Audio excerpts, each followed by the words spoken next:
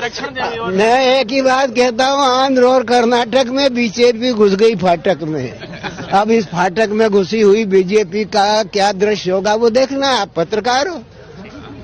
कर्नाटक में होने वाले विधानसभा के चुनावों की वोटिंग 10 मई को होने वाली है और जिसके नतीजे 13 मई को आ जाने वाले हैं। कर्नाटक की तमाम 224 सीटों पर होने वाले विधानसभा के चुनाव के लिए तमाम पार्टियों ने एडी से चोटी तक का जोर लगाए हुए हैं। बीजेपी और कांग्रेस पार्टी के बीच में ही इस बार का मुख्य मुकाबला बताया जा रहा है। तो कांग्रेस पार्टी इस बार सत्ता के वनवास को खत्म करके कर्नाटक में सरकार बनाने की कवायद में है, तो भारतीय जनता पार्टी एक बार फिर से कर्नाटक में सरकार बनाने के दावे कर रही है। देखना यह होगा दिलचस्प कि इस बार कर्नाटक की जनता किस पार्टी का साथ देने वाली है। कांग्रेस, बीजेपी और जेडीएस जैसे दलों ने पिछले कई दिनों से चुनाव प्रचार में पूरी कोशिश करते नजर आ रहे हैं। कांग्रेस पार्टी की ओर से राहुल गांधी, प्रियंका गांधी, मल्लिकार्जुन खड़गे ने कांग्रेस पार्टी का कर्नाटक में मोर्चा संभाले हुए हैं। तो भारतीय जनता पार्टी की ओर से खुद प्रधानमंत्री नरेंद्र मोदी कई दिनों से कर्नाटक में रैलियां और रोड शो करके कर्नाटक की जनता को अपने खेमे में करने की लगातार कोशिश कर रही है।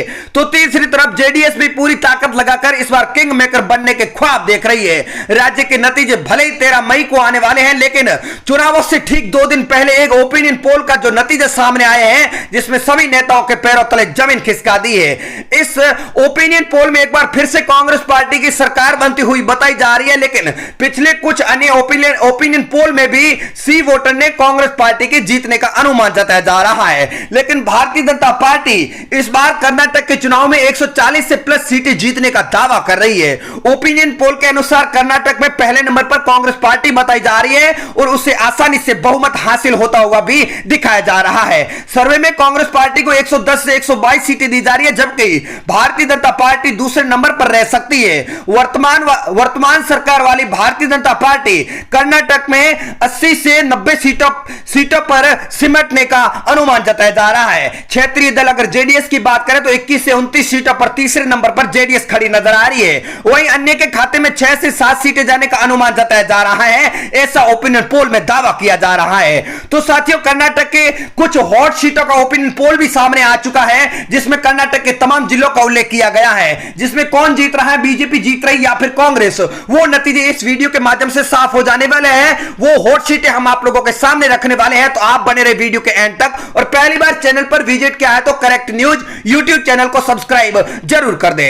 इस सर्वे में 73,000 लोगों से बात की और उनकी राय भी जानी है। पिछले ओपिनियन पोल में 8 दिनों में करीब 6,500 से ज्यादा लोगों की राय ली गई, जिसमें 224 सीटों का सर्वे भी किया गया है। ओपिनियन पोल के अनुसार कांग्रेस पार्टी को सबसे ज्यादा 44% वोट मिल सकते हैं, तो बीजेपी को 32% वोट दिए जा रहे हैं, जेडीएस को 15% वोट जा रहे हैं। और सर्वे में लोगों से पूछा गया कि पीएम मोदी का कामकाज कैसा है, तो इस पर 48% लोगों का जवाब अच्छा रहा और 19% लोगों ने औसत कहा और 33% वोट ऐसे हैं जिन्होंने खराब भी बताया गया। तो हम शुरू करते हैं कर्नाटक के उन जिलों का ओपिनियन पोल जो इन दिनों हॉट सीटें बने हुई है, तो बने रहे वीडियो के एंड तक। तो सबसे पहले बागलकोट की बात करें तो यहां पर 7 विधानसभा की सीटों में से बीजेपी को 2, जेडीएस को 1, कांग्रेस पार्टी को 3, अदर पार्टी को 1 सीट जा रही है। अगला जिला हमारे सामने आ चुका मैसूर, जहां पर 10 विधानसभा की सीटों में से बीजेपी को 4, जेडीएस पार्टी को 1, तो कांग्रेस पार्टी को 5 सीटें जा रही है, अदर पार्टी का खाता नहीं खुल रहा है। अगला जिला हमारे सामने आ चुका है बीवीएमपी मध्य, जहां पर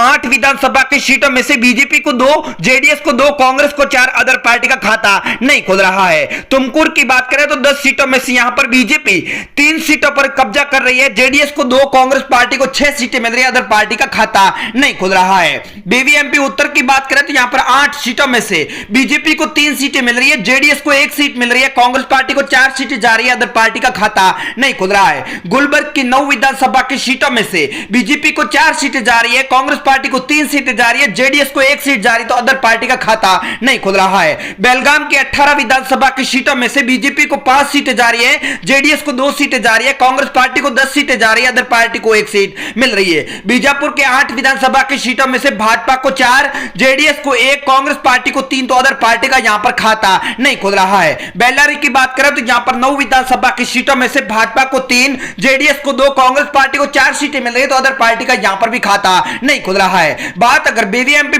दक्षिण की करें तो यहां पर 8 विधानसभा की सीटों में से भाजपा को 4 सीटें मिल रही है, जेडीएस को 1 सीट मिल रही है, कांग्रेस पार्टी को 3 सीटें जा रही है। दावनगेरे की बात करें तो यहां पर 8 विधानसभा की सीटों में से बीजेपी को 2 सीटें मिल रही है, जेडीएस को 1, कांग्रेस पार्टी को 5, तो अदर का खाता नहीं खुल रहा है।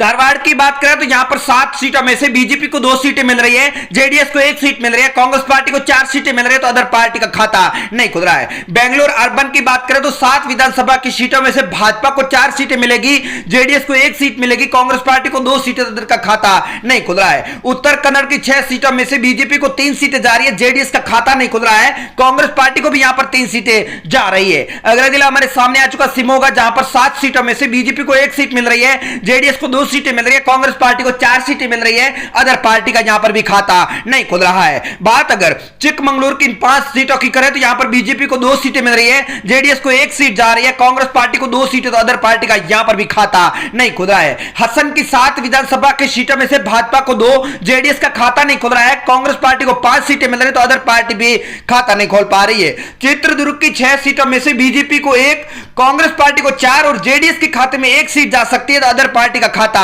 नहीं खुल रहा है। रायपुर की 7 सीटों में से भाजपा को 2 सीटें मिल रही है, जेडीएस को 1 सीट मिल रही है, कांग्रेस पार्टी को 4 सीटें जा रही है, तो अदर पार्टी का खाता नहीं खुल रहा है। बिदर की बात करें तो यहां पर 6 विधानसभा की सीटों में से भाजपा को 3, जेडीएस को 1, कांग्रेस पार्टी को 2, तो अदर पार्टी का यहां पर भी खाता नहीं खुल रहा है। हावेरी की 6 विधानसभा की सीटों में से भाजपा को 2, जेडीएस को 1, कांग्रेस पार्टी को 3 सीटें जा रही है, तो अदर पार्टी का यहां पर भी खाता नहीं खुल रहा है। अगला जिला हमारे सामने मंड्या आ चुका है, जहां पर 7 विधानसभा की सीटों में से भाजपा को 1 सीट, जेडीएस को 1 सीट, कांग्रेस पार्टी को 4 सीटें मिल रही है, तो अदर पार्टी का यहां पर भी खाता नहीं खुल रहा है। कोलार की 5 विधानसभा की सीटों की बात करें तो भाजपा को 2, जेडीएस को 1, कांग्रेस पार्टी को 2 सीटें मिल रही है, तो अदर पार्टी का यहां पर खाता नहीं खुल रहा है। कर्नाटक में 10 मई को विधानसभा चुनाव के लिए वोट डाले जाएंगे। मतदान की तारीख जैसे जैसे नजदीक आ रही है, ध्रुवीकरण होता चला जा रहा है। बजरंग दल वर्सेस अल्लाहू अकबर की रेस में विकास का गद्दा खूंटी पर टांग दिया गया है। कांग्रेस पार्टी ने अपने चुनावी घोषणा पत्र में बजरंग दल पर प्रतिबंध लगाने का वादा किया है, तो भारतीय जनता पार्टी ने मौके को भुनाने का कोई मौका नहीं छोड़ा है। खुद प्रधानमंत्री नरेंद्र मोदी अपनी रैलियों में जय बजरंग बली के नारे लगाने लगे हैं। हनुमान चालीसा के पाठ भी शुरू हो गए हैं। प्रधानमंत्री नरेंद्र मोदी का एक वीडियो भी वायरल है, जिसमें वह कह रहे हैं कि 10 मई को जब मतदान केंद्रों पर वोट डाले जाए तब जय बजरंग बली बोलकर उन्हें सजा दे।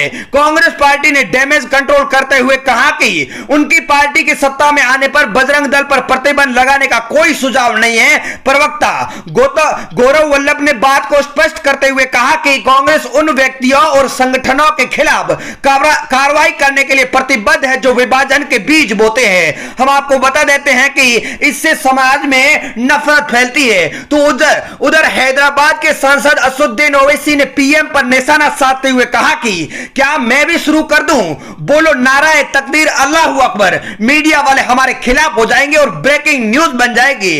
प्रधानमंत्री रहकर वह कुछ भी कह रहे हैं और क्या मैसेज दे रहे हैं। जो मुद्दा कांग्रेस पार्टी ने उठाया है, अगर वह मैं उठाता तो कांग्रेस पार्टी बताए बाबरी मस्जिद, हिजाब, यूएपीए पर क्या स्टैंड होगा। ऐसे में कर्नाटक के एक पिछड़े क्षेत्र का हाल जान लीजिए, समझ में आ जाएगा कि चुनाव किस ओर मुड़ गया है। इसमें ना स्कूल है और ना घर है ना मंदिर की तो यहां पर बात हो रही है। ऐसा दावा असुद्दीन ओवैसी कर रहे हैं, लेकिन कर्नाटक की जनता इस बार बीजेपी, कांग्रेस या फिर जेडीएस किस पार्टी को अपना प्रतिनिधि चुनती है देखना बड़ा दिलचस्प होगा। तो साथियों, हम मिलते हैं अपने नई वीडियो में, तब तक आप चैनल को सब्सक्राइब करना बिल्कुल ना भूलें।